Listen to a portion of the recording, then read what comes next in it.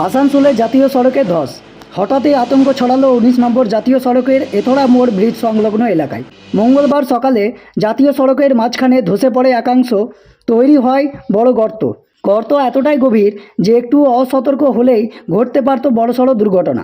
প্রশাসনের তৎপরতায় মুহূর্তের মধ্যে ধস কবলিত অংশটিকে ব্যারিকেড করে ঘিরে ফেলা হয়।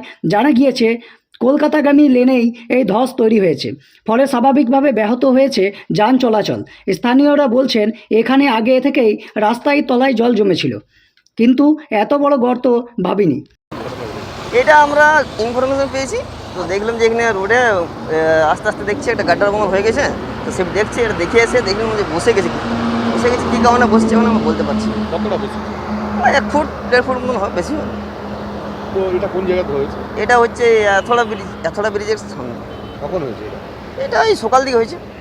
কি কি মনে হচ্ছে এর আগেও দেখা গেল মরিচ কোথায় হয়েছে? মস্কোটা হচ্ছে সেটা তো ব্যাপারে সবাই দেখছে, এটা কী হয়েছে এবার সেটা আমরা বলতে পারছি না। বৃষ্টির জন্য যা প্রচুর বৃষ্টি পড়ছে, এই কারণে হতে পারে হয়তো। তো এখন কি ওই জায়গাটা কি ঘেরা রয়েছে? ওই যেটা সেফটি দিয়ে দিয়েছি, এখন আপাতত সেফটি দেওয়া আছে। সেফটি দেওয়ার পর ওটা এখনই আসছে সব আমাদের অধিকারীরা, তো ঠিক করার জন্য। মানে আধিকারিকদের খবর দেওয়া? হ্যাঁ, সব খবর দেওয়া হয়েছে। কি নাম? আমার নাম হচ্ছে গৌর করাই। এই ধসের পেছনে প্রাকৃতিক কারণ, নির্মাণ ত্রুটি নাকি নিকাশির সমস্যা, তা খতিয়ে দেখছে জাতীয় সড়ক কর্তৃপক্ষ।